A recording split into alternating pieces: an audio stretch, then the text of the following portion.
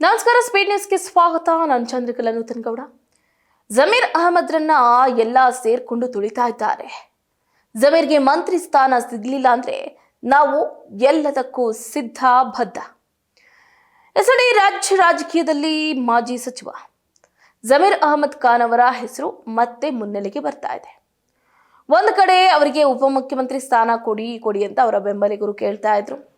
ಅದನ್ನ ಹೊರತುಪಡಿಸಿ ಈಗ ರಾಜ್ಯದ ಹಲವು ಜಿಲ್ಲೆಗಳಲ್ಲಿ ಮುಸ್ಲಿಂ ಸಮುದಾಯದವರು, ಅಭಿಮಾನಿಗಳು ಹಾಗೆ ಕಾಂಗ್ರೆಸ್ನ ಬೆಂಬಲಿಗರು ಪ್ರತಿಭಟನೆಯನ್ನ ಮಾಡ್ತಾ ಇದ್ದಾರೆ. ಜಮೀರ್ ಅಹಮದ್ ಖಾನ್ ಅವರಿಗೆ ಉಪಮುಖ್ಯಮಂತ್ರಿ ಸ್ಥಾನ ಅಂತೂ ಕೊಡಲಿಲ್ಲ, ಸಚಿವ ಸ್ಥಾನ ಬೇಕೇ ಬೇಕು ಅಂತ ಬೆಂಗಳೂರು ಸೇರಿದಂತೆ ಹುಬ್ಬಳ್ಳಿ, ಬಳ್ಳಾರಿ, ವಿಜಯನಗರ, ಚಿಕ್ಕಮಗಳೂರು ಅನೇಕ ಭಾಗಗಳಲ್ಲಿ ಜಮೀರ್ ಅಹಮದ್ ಖಾನ್ ಪರ ಘೋಷಣೆಗಳು ಮೊಳಗ್ತಾ ಇದೆ.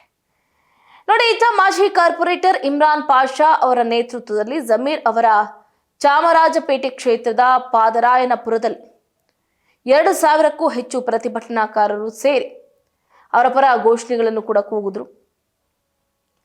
ಮಾಜಿ ಸಚಿವ ಜಮೀರ್ ಅಹಮದ್ ಖಾನ್ ಅವರ ಬೆಂಬಲಿಗರು ತಮ್ಮ ನಾಯಕನಿಗೆ ಉಪಮುಖ್ಯಮಂತ್ರಿ ಹುದ್ದೆ ಕೊಡಬೇಕು ಅಂತ ಅವರು ಕೂಡ ಆಗ್ರಹಿಸಿ ಪ್ರತಿಭಟನೆಯನ್ನು ನಡೆಸಿದ್ರು. ಇತ್ತ ವಿಧಾನಸೌಧದತ್ತ ಪಾದಯಾತ್ರೆಯನ್ನ ನಡೆಸಿ ಧರಣಿ ನಡೆಸುವ ಯೋಚನೆ ಹೊಂದಿದ್ದ ಕಾರಣ ಪೊಲೀಸರು ಕೆಲವರನ್ನ ಮುನ್ನೆಚ್ಚರಿಕಾ ವಶಕ್ಕೆ ಪಡೆದರು. ಮುಂದಿನ ಸಚಿವ ಸಂಪುಟ ವಿಸ್ತರಣೆಯ ಹಂತದಲ್ಲಿ ಏನು ಈಗ MLCಗಳ ಚುನಾವಣೆ ಬೇರೆ ನಡೀತು. ಈ ಸಂದರ್ಭದಲ್ಲಿ DK ಶಿವಕುಮಾರ್ ಅವರ ಸಂಪುಟಕ್ಕೆ ಸೇರುವ ಪ್ರಯತ್ನಗಳಲ್ಲಿ ಎಲ್ಲರೂ ಕೂಡ ತೊಡಗಿದ್ದಾರೆ. ಮಾಜಿ ಕಾರ್ಪೊರೇಟರ್ ಇಮ್ರಾನ್ ಪಾಷಾ ನೇತೃತ್ವದಲ್ಲಿ ಜಮೀರ್ ಅವರ ಚಾಮರಾಜಪೇಟೆ ಕ್ಷೇತ್ರದ ಪಾದರಾಯನಪುರದಲ್ಲಿ ಬೃಹತ್ ಮಟ್ಟದಲ್ಲಿ ಒಂದಲ್ಲ ಎರಡಲ್ಲ 2,000ಕ್ಕೂ ಹೆಚ್ಚು ಪ್ರತಿಭಟನಾಕಾರರು ಸೇರಿದಂತೆ ಅವರ ಪರ ಘೋಷಣೆಗಳನ್ನ ಕೂಗ್ತಾ ಜಮೀರ್ ಅಹಮದ್ ಖಾನ್ ಅವರಿಗೆ ಸಚಿವ ಸ್ಥಾನ ಬೇಕೇ ಬೇಕು, ಷಡ್ಯಂತ್ರ ಮಾಡಿದ್ದೀರಾ, ಜಮೀರ್ ಅಹಮದ್ ಖಾನ್ ಅವರನ್ನ ಎಲ್ಲರೂ ಸೇರ್ಕೊಂಡು ತುಳಿತಾ ಇದ್ದೀರಾ, ಅವ್ರಿಗೇನಾದ್ರೂ ಸಚಿವ ಸ್ಥಾನ ಸಿಗಲಿಲ್ಲ ಅಂತಂದ್ರೆ ನಾವು ಉಗ್ರವಾದಂತಹ ಹೋರಾಟವನ್ನ ಕೈಗೊಳ್ತೀವಿ ಅಂತಲೂ ಕೂಡ ಹೇಳಿದ್ರು. ಇನ್ನು ಪರಿಸ್ಥಿತಿಯನ್ನ ನಿಯಂತ್ರಣ ಮಾಡೋದಕ್ಕೆ ಪೊಲೀಸರಿಗೆ ಭಾರಿ ಕಷ್ಟ ಆಗಿದೆ. ಪ್ರತಿಭಟನೆಯನ್ನ ಫ್ರೀಡಂ ಪಾರ್ಕ್ನಲ್ಲಿ ನಡೆಸುವಂತೆ ಸಲಹೆಯನ್ನು ಕೂಡ ನೀಡಲಾಯಿತು. 1,000ಕ್ಕೂ ಹೆಚ್ಚು ಪೊಲೀಸರ ಬಂದೋಬಸ್ತ್ ವ್ಯವಸ್ಥೆಯನ್ನು ಕೂಡ ಮಾಡಲಾಗಿತ್ತು. ಜಮೀರ್ ಅವರ ಬೆಂಬಲಿಗರು ಈ ಹಿಂದೆ ಕೂಡ ರಾಜ್ಯದ ವಿವಿಧ ಭಾಗಗಳಲ್ಲಿ ಇಂತಹ ಪ್ರೊಟೆಸ್ಟ್ಗಳನ್ನು ನಡೆಸಿದ್ರು. ಜೂನ್ 3ನೇ ತಾರೀಕು ನೋಡಿ, ದಾವಣಗೆರೆ ದಕ್ಷಿಣ ಉಪಚುನಾವಣೆ ಸಂದರ್ಭದಲ್ಲಿ ಅದಕ್ಕೆ ಸಂಬಂಧಪಟ್ಟಂತಹ ಜಮೀರ್ ಅವರ ವಿರುದ್ಧದ ಆರೋಪಗಳ ಆಡಿಯೋ ಟೇಪ್ ಹರಿದಾಡಿದ್ದು. DK ಶಿವಕುಮಾರ್ ಅವರು ಮುಖ್ಯಮಂತ್ರಿಯಾಗಿ ಪ್ರಮಾಣ ವಚನ ಸ್ವೀಕರಿಸುವ ಒಂದು ದಿನದ ಮುಂಚೆ ಇದು ಹೊರಬಂದಿತ್ತು.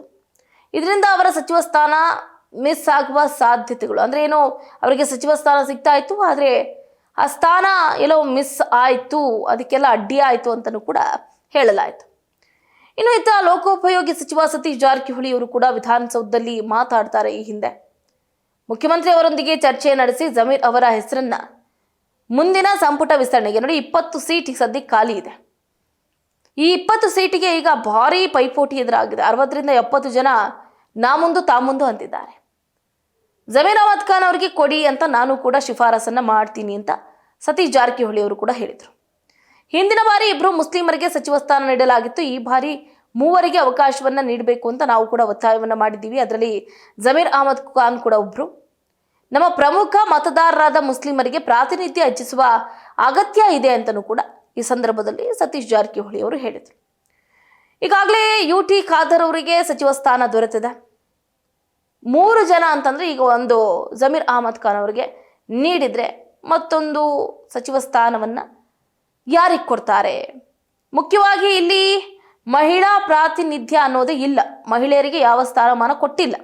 ಮೊದಲನೇ ಪಟ್ಟಿಯಲ್ಲಿ, 2ನೇ ಪಟ್ಟಿಯಲ್ಲಿ ಮಹಿಳೆಯರಿಗೆ ಸ್ಥಾನಮಾನ ದೊರಕುತ್ತಾ? ದೊರಕಿದ್ರೆ ಯಾರಿಗೆ ದೊರಕಬಹುದು? ಯಥಾ ಪ್ರಕಾರವಾಗಿ ಲಕ್ಷ್ಮೀ ಹೆಬ್ಬಾಳ್ಕರ್ ಅವರಿಗೆ ಕೊಡ್ತಾರಾ, ಅಥವಾ ಉಮಾಶ್ರೀ ಅವರಿಗೆ ಕೊಡ್ತಾರಾ, ಅಥವಾ ರೂಪಕಲಾ ಅವರಿಗೆ ಕೊಡ್ತಾರಾ, ಅಥವಾ ಈ 3ರನ್ನು ಹೊರತುಪಡಿಸಿ ಯಾರಿಗೆ ಗಾಳವನ್ನ ಹಾಕಬಹುದು ಕಾಂಗ್ರೆಸ್ನ ಹೈಕಮಾಂಡ್ ಅನ್ನುವಂಥ ಪ್ರಶ್ನೆ ಉದ್ಭವ ಆಗ್ತಾ ಇದೆ. ಒಂದು ಕಡೆ ಮುಗಿಯದ ಬೇಗುದಿ, ರಾಮಲಿಂಗಾರೆಡ್ಡಿ ಅವರಾಗಿರ್ಬೋದು, ಕೃಷ್ಣ ಬೈರೇಗೌಡರಾಗಿರ್ಬೋದು, ಅವ್ರದ್ದು ಖಾತೆ ಕೊಟ್ಟರು ಕೂಡ ನಮ್ಗೆ ಈ ಖಾತೆ ಬೇಡ, ಆ ಖಾತೆ ಬೇಡ, ನನಗೆ ಜಲಸಂಪನ್ಮೂಲ ಖಾತೆ ಬೇಡ, ಬೆಂಗಳೂರು ಅಭಿವೃದ್ಧಿ ಬೇಕು ಅಂತ ರಾಮಲಿಂಗಾರೆಡ್ಡಿ ಅವ್ರು ರಾಜೀನಾಮೆಯನ್ನ ಕೊಟ್ಟರು, ಸೈಲೆಂಟ್ ಆದ್ರು, ಅದ್ರ ಬಗ್ಗೆ ಮತ್ತೆ ಮಾತಾಡಲಿಲ್ಲ. ಕೃಷ್ಣ ಬೈರೇಗೌಡರಿಗೆ ಬೆಂಗಳೂರು ಅಭಿವೃದ್ಧಿ ಸಿಕ್ಕಿದೆ, ಆದರೆ ಅದರಲ್ಲಿ BMRDL ಇಲ್ಲ. BDA ಇಲ್ಲ, ಇಂಥದ್ದನ್ನ ಇಟ್ಕೊಂಡು ನಾನೇನು ಮಾಡಲಿ, ನನಗೆ ಕೊಡ್ತೀರಾ ಕಂಪ್ಲೀಟ್ ಬಂಡಲ್ ಕೊಡಿ, ಇಲ್ಲ ಅಂತಂದರೆ ಬೇಡ, ಅವಶ್ಯಕತೆ ಇಲ್ಲ ಅಂತ ಅವ್ರು ಪಟ್ಟು ಹಿಡಿದ್ರು. ನೀವೇನಾದರೂ ಇದಕ್ಕೆ ಎಕ್ಸೆಪ್ಟ್ ಮಾಡ್ಕೊಳ್ಳಿಲ್ಲ ಅಂತ ನಾನು ಕೂಡ ರಾಜೀನಾಮೆನ ಕೊಡ್ತೀನಿ ಅಂತ ಕೃಷ್ಣ ಬೈರೇಗೌಡರು ಕೂಡ ಪಟ್ಟನ್ನು ಹಿಡಿದಿದ್ದಾರೆ. ಈ ಗೊಂದಲಗಳ ನಡುವೆ ಇದೀಗ 20 ಸಚಿವರ ಆಯ್ಕೆ ಆಗಬೇಕಾಗಿದೆ DK ಶಿವಕುಮಾರ್ ಅವರ ಸಂಪುಟಕ್ಕೆ. ಈ 20ರಲ್ಲಿ ಯಾರನ್ನ ಆಯ್ಕೆ ಮಾಡ್ತಾರೆ?